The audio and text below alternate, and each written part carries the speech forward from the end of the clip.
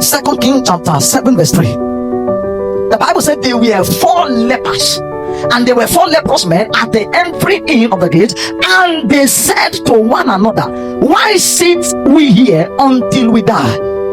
There were 4 lepers that were rejected, abandoned, segregated, and ostracized. But they made up their mind that their rejection shall not determine their outcome in life and in destiny. That you are rejected is not enough reason for you to give up on your destiny.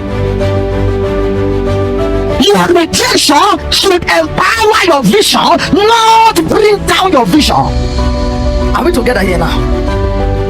No matter what you are going through in life and in destiny, somebody else has gone through it. Somebody else has gone through it. Now listen, the Bible says, how many of you know lepers? You know what it means by when somebody has a leprosy? Leprosy is one of the greatest sickness that causes rejection. In those days, when somebody is a leper, everybody abandoned the person. Even as it were, they will even take the person out of the city. The person will be staying in the bush.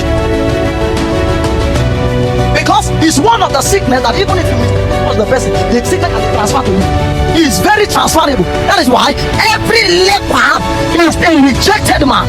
But the Bible says these 4 leper men, they made up their mind that their rejection should not determine their life.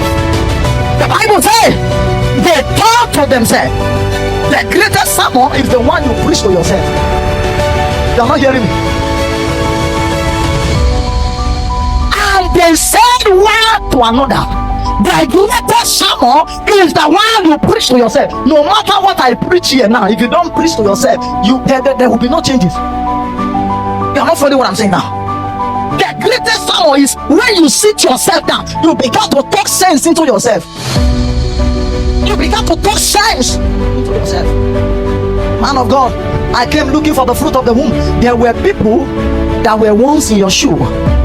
Man of God, I have prayed and prayed. There is no changes in my life. There are people that were once in your shoe. Your problem should not determine your decision. Hallelujah. Hallelujah. How many of you know, like I said before, the greatest time you can preach to yourself, you can preach is by yourself. You can preach to yourself is by yourself. How many of you know that the prodigal son did an altar call for himself? You are not aware. The prodigal son, he did an altar call for himself. The Bible says when he looked around his life, he discovered, say, this one now, it's better I go back to my father. Even if I am a servant in my father's house, it is better for me to be wandering about.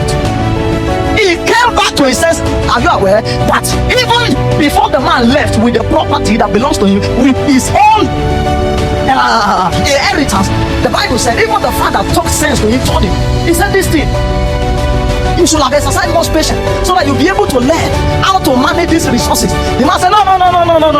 Let me go. Just give me my own portion. Let me go. When you don't preach to yourself, no matter what somebody else preached to you, you will not listen. When the father was telling him to exercise patience, he didn't listen. But when the battle of life, the issues of life hit him, he preached to himself. He come back to his senses. There are many people, they will not learn until they pass through battle that is beyond them, until they pass through challenges that is beyond them. That is why I always tell you that if you give 200 million to a man who have no idea, come back in the next 1 year, that money will finish. That's why I told you that the greatest gift that you need to survive in this life is not money. If you give money to a foolish man, after some period of time, the money will finish. But if you give an idea to a wise man, that idea will turn to money in few years to come.